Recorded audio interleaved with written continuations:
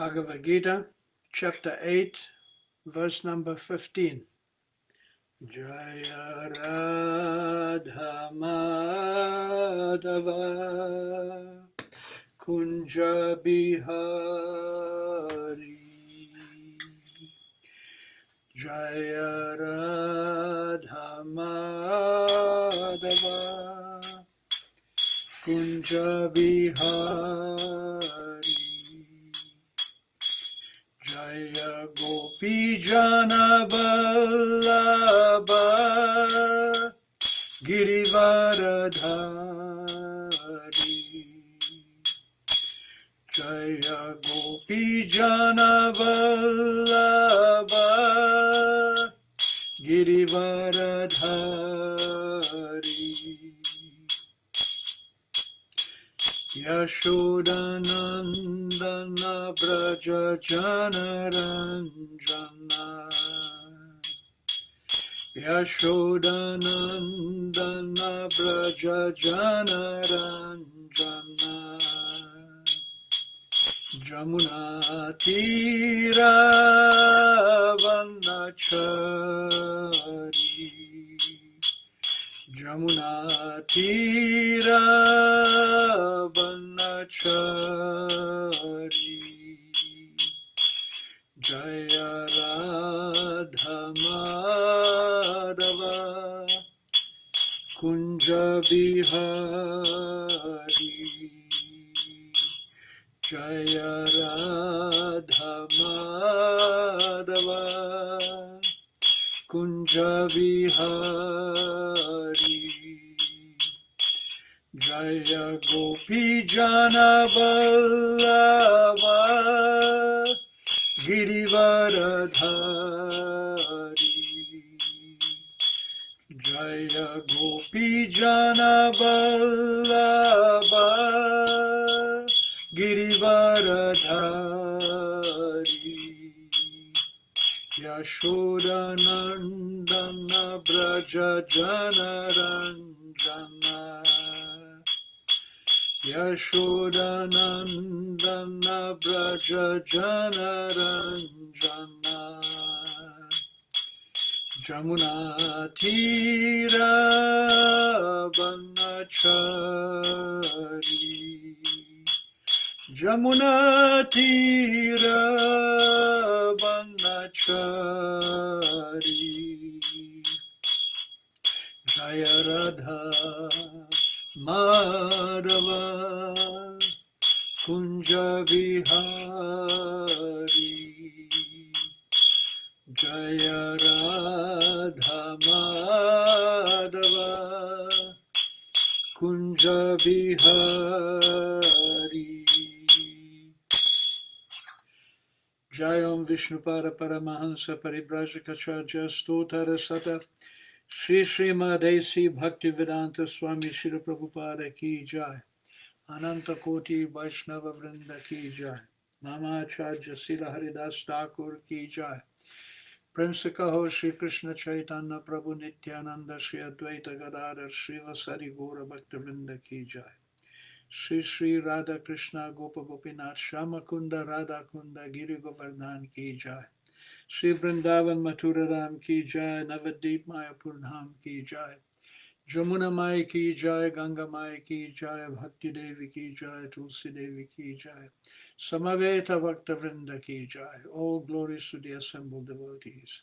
All glories to the assembled devotees. All glories to the assembled devotees.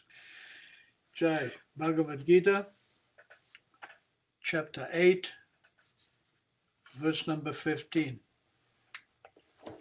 Mamupetya punarjamma dukalayam ashashvatam napnuvanti mahatmanaha samsiddhim paramam gata. Mamupetya punarjamma dukalayam ashashvatam napnuvanti mahatmanaha samsiddhim paramam gata.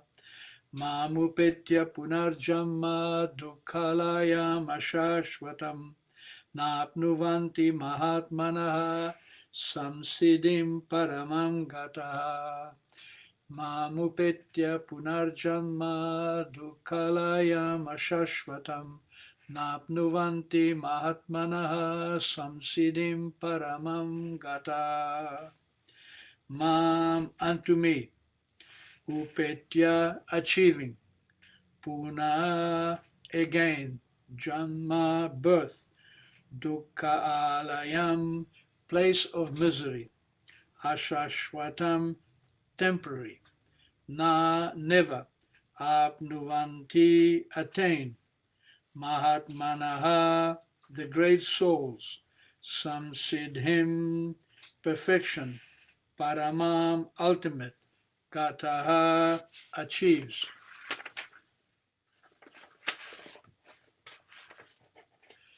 Translation and purport by Srila Prabhupada.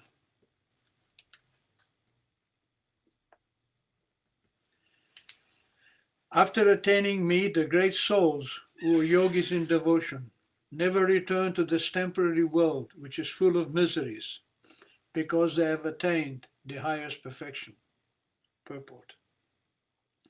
Since this temporary material world is full of the miseries of birth, old age, disease, and death, naturally, he who achieves the highest perfection and attains the supreme planet, Krishna Loka, Goloka Vrindavan, does not wish to return. The supreme planet is described in Vedic literature as beyond our material vision, and it is considered the highest goal.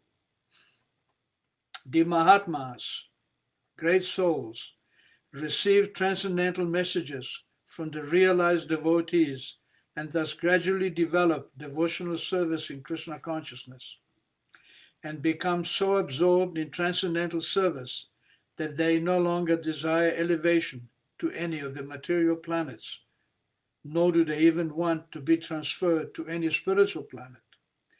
They only want Krishna's association and nothing else. Such great souls in Krishna consciousness attain the highest perfection of life. In other words, they are the supreme souls. Mamupetya punarjamma dukkalayam ashashvatam napnuvanti mahatmanaha samsiddhim paramam gataha. So this is one of the key verses of Bhagavad Gita. Bhagavad Gita has many, many key verses, which a sincere, serious student of Bhagavad Gita should memorize.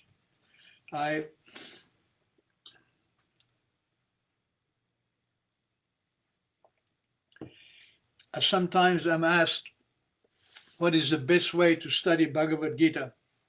And of course, there are many study guides, but there is one book called Srila Prabhupada Slokas, selected verses from the teachings of His Divine Grace, A.C. Bhaktivedanta Swami Prabhupada. And in this book, the most important verses that Prabhupada quoted on Bhagavad Gita are listed. So many, many years ago, I was thinking, what is the best way to study Bhagavad Gita?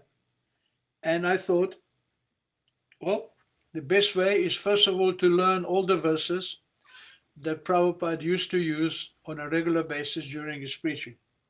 So I started memorizing verses, and I've never found a need to study Bhagavad Gita in any other way. I simply take shelter of Prabhupada's lotus feet, and I learn, and the more verses I learn and the meaning of the verses, and when I listen to his classes, I become very, very, very ecstatic when I can predict the verse he's going to quote. And of course, when I hear the verses, I learn more and more and more. So this particular verse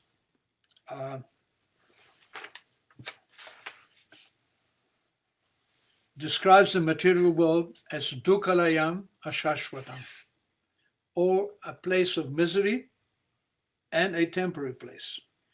Dukkalayam means you cannot be happy here. It's just like if you take a fish out of water, you can give him all facilities you like, but he will not be happy. He was only happy within the water. So in the same, because the fish, his body is made to live in the water. That is his environment. He can get happiness only in the water. Even though huge waves, the fish can easily swim. I cannot swim. You cannot swim in those waves. Some of those waves will break your back. But a little fish, he will happily swim within the wave because he takes shelter of the ocean and the ocean protects him. In the same way, we are spirit souls.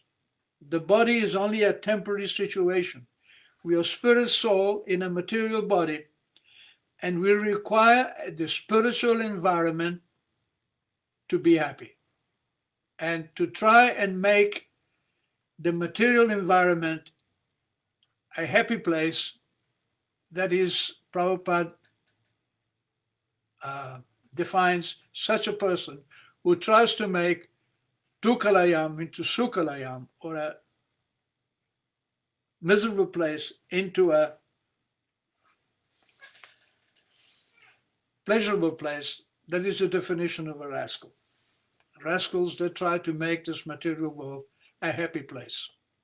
But Krishna says, even though you may accept this world as a happy place, even though you may be satisfied with your sense enjoyment, after all, if you look at the animals, they were happy with their sense enjoyment. Still, Krishna says, ashashvatam. It is temporary. You cannot make a permanent solution here. Death will come. Therefore, Krishna says in another part of the Gita, Jamma Mrityu Vyadi Jamma Mrityu Jara Vyadi Dukkha Dosha Anudarshanam. That this dukkha, this misery, is ingrained in the pursuit of material life. You cannot overcome birth, you cannot overcome old age, disease, or death. These four things, Jamma, Mrityu, Jara, Vyadi, cannot be eliminated. You may make so many adjustments, but old age will come, disease will come, death will come. And because we are eternal, if we are materially absorbed at the moment of death, again we will take another birth in the material world. This is knowledge, not how to build motor cars, how to build spaceships, how to build atomic bombs, how to build big cities, how to have a beautiful house, a nice wife, an affectionate family, land, power, education. All these things are not the goal of life. All these things are temporary, and they will be swept away with the forces of time. Therefore, when Sanatana Goswami approached Chaitanya Mahaprabhu, and this is a very interesting story. We are Rupanugas, or followers of Rupa Goswami, and Rupa Goswami's first teacher, first guru, is his elder brother Sanatana Goswami. So Sanatana Goswami is a very important person in our sampradaya, in our lines of teachers. And he teaches by example. He was not a common man. He was born in a very high society Brahmin family. He was a Saraswata Brahmana. But he had taken employment of the king of Bengal at that time, who was a Pathan, a Muslim, Hussain Shah.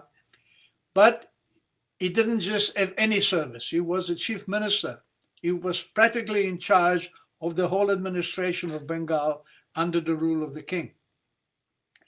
But when he approached Chaitanya Mahaprabhu, he said, Apara hita hita kichu nai jani. Apnar, my hita ahita. What is good and what is bad, kichu nai jani. I simply don't know what is good for me or what is bad for me.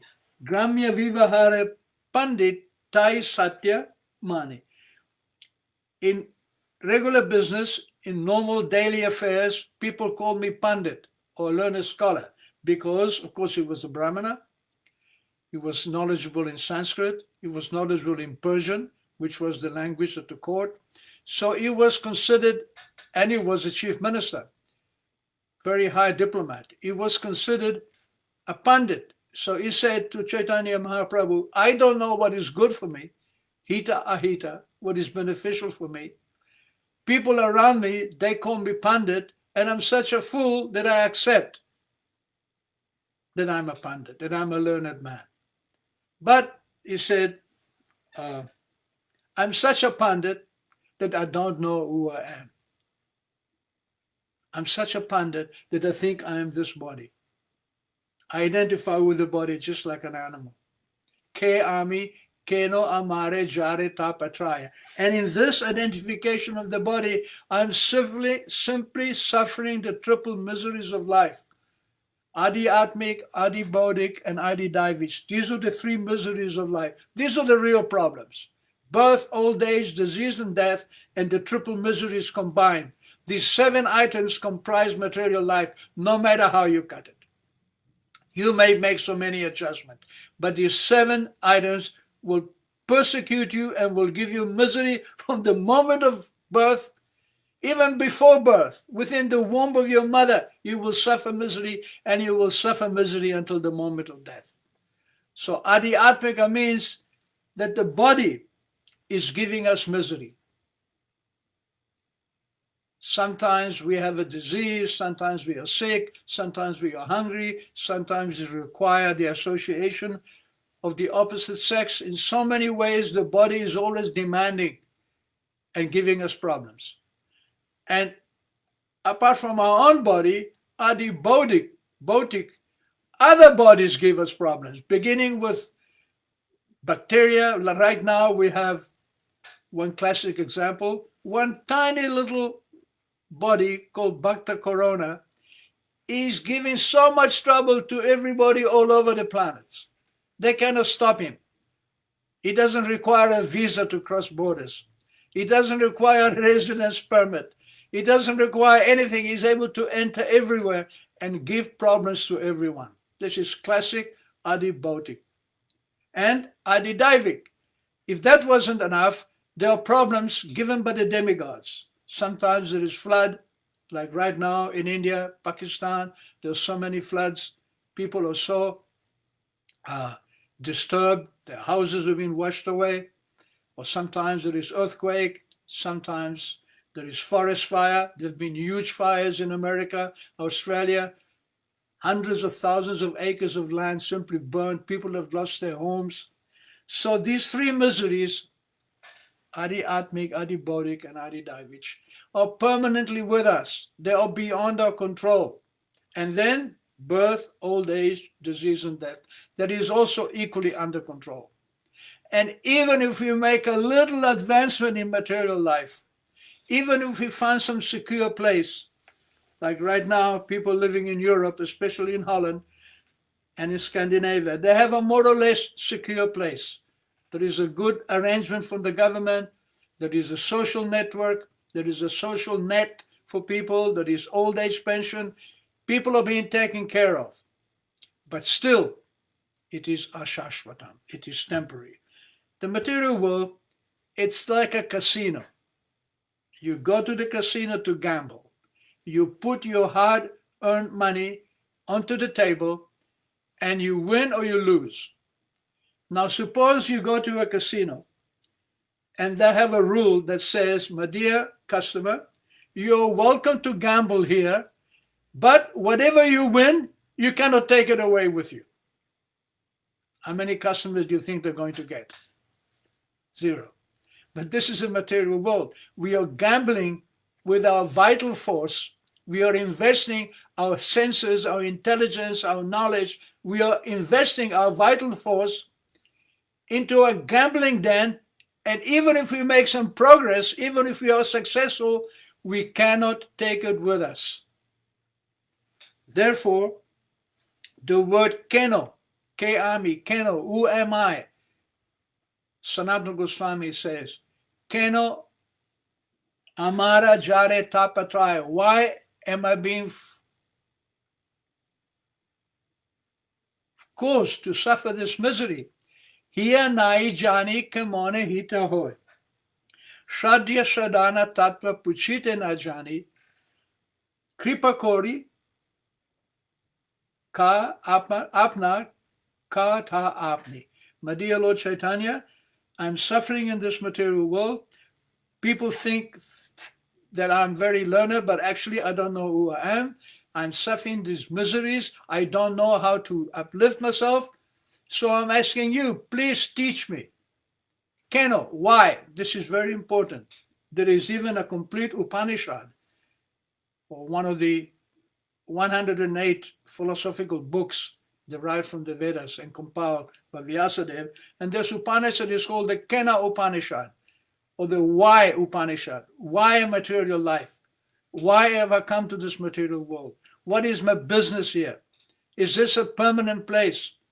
What is the reason I am here? And the reason I am here is because I have lost contact with my original Supreme Father, Lord Krishna.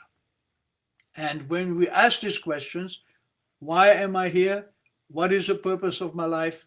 Then within the heart, Krishna will give us enlightenment. He is simply sitting there waiting for us to turn our face towards him.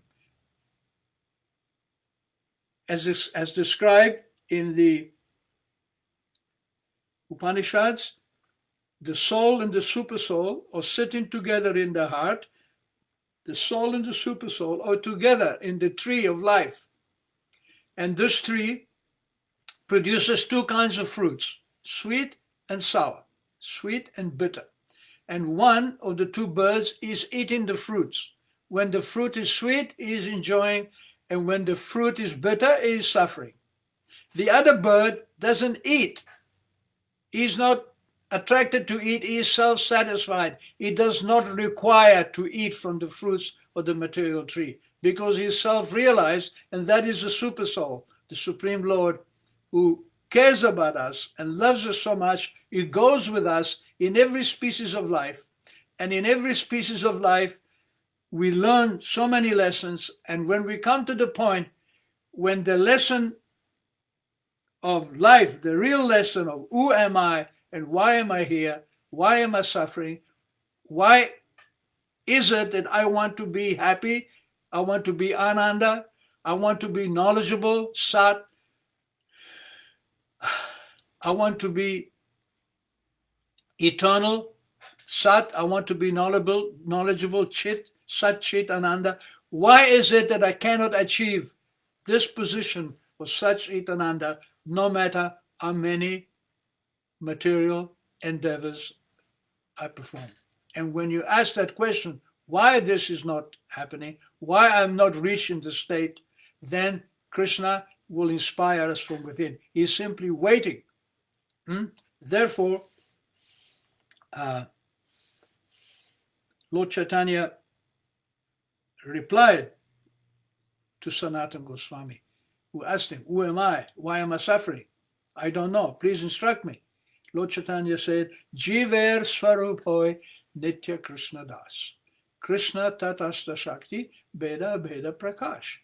My dear Sanatan, the Jiva, or the living entity, is the eternal servant of God, the eternal servant of Krishna. Krishna Tatasta Shakti is of the same quality of God, but in minute form, Bheda Abheda Prakash. He is one and different, one in quality and different in quantity. So when we understand that our prime shelter, our prime environment is given to us by Krishna, and we ask him, then by his mercy, we become purified in the heart, and we can create the spiritual environment even within the material world. Shrimvata Swakata Krishna Punya Shravana Kirtana. Simply by hearing Swakata Krishna, the activities of Krishna, which are Punya, Shravana Kirtana, which are auspicious to hear and to chant, Riddhi Antashto Hi Abhadrani Vidunoti Surit Satam. Within the heart, what is abhadra, what is not auspicious, what is detrimental for our progress, Vidunoti Surit Satam. Krishna purifies this knowledgeable. Suri, it is like Krishna sits in the heart, and when we hear about him, he shakes our tree, and all leaves and overripe fruit and useless branches fall down. So in the same way, when we enter into a relationship with Krishna within the heart, he arranges life in such a way that our material attachments fall away. Sometimes the easy way, sometimes the difficult way. But once we take shelter of Krishna, be sure Krishna will never let us go. Because it is under his energy that we become illusioned. It is under his energy that we become happy in material life, even though it is a miserable situation. There are two energies which Krishna uses. One is called avaranatmika, and one is called prakshiptatmika. By one energy, the jiva is put into the material world, and by the other energy, he remains here and is happy. Even he may be in an animal body, is still happy. There is the example of one of the Indras who was cursed by a sage to become a pig. So Indra became a pig, and he was living on this planet, on the earthly planet, as a hog. But Lord Brahma came and said, "My dear pig, you're not actually a pig. You're Lord Indra. You've been cursed to become a pig, but we need you back in the heavenly planet. So give up your pig life and come with me." And Indra said, "Why? I'm happy. I have my pig wife, my pig children. I have my food. I'm happy here." So he had to be convinced to give up his pig consciousness and go back to his heavenly planets. So these two forces, avaranatmika and prakshiptatmika, are put into power by Krishna. And Krishna can lift this force at any time. At any time, he can give us knowledge. What to speak of human beings, even to animals. When Lord Chaitanya was traveling through central India to go to Vrindavan, he traveled through a deep forest called Jharikhanda. And it is noted down by Krishna Das, his Brahmana assistant, that when Lord Chaitanya would sometimes take bath, some wild elephants would come, and Lord Chaitanya splashed some water on them and told them, "Chant Krishna, chant Hare Krishna." And the elephants, they began to roll in the water and roll on the ground and scream in ecstasy, chanting Krishna and Krishna. And as Lord Chaitanya walked through the forest, so many animals followed him, deer and tigers and lions, and they all followed him peacefully. They were not, although the deer and the tiger and the lion are inimical, they embraced each other, kissed each other, and chanted the Hare Krishna mantra by the power of Chaitanya Mahaprabhu. So if he was able to uplift even those wild animals in the jungle, he can also uplift us, who are actually not much better than wild animals, except our jungle is more structured. We have some kind of social etiquette. But the bottom line is that everyone is envious of everyone else. This is the material world. So to become free from envy, to become free from this power that keeps us in illusion and keeps us happy in illusion, to become free of this power that has brought us into this material world, we have to take shelter of Krishna. He is the only one who can let us out of this prison house. This is Krishna's great power. And one who is able to take shelter of Krishna is called, in this verse, is called a Mahatma. Napnuvanti Mahatmana, a great soul. A great soul is one who realizes he's a soul. A great soul is one who understands that he's the eternal servant of Krishna. And Krishna defines Mahatma. Mahatmana stumam partha daivim prakritim ashrita. One becomes a Mahatma when he takes shelter of the spiritual energy, not the material energy. the spiritual energy, the energy that creates the material energy, maintains it and destroys it. So, Mahatmanas tumam partha, daivim prakriti mashrita, vajanti ananya manaso nyatva bhutadi mabhyam. Such a person, a Mahatma, is fully engaged in serving me. In other words, he is fully engaged in his own constitutional position. He is not engaged in his illusory position of the body, but he is engaged and he works in his constitutional position as a servant of God, 24 hours a day.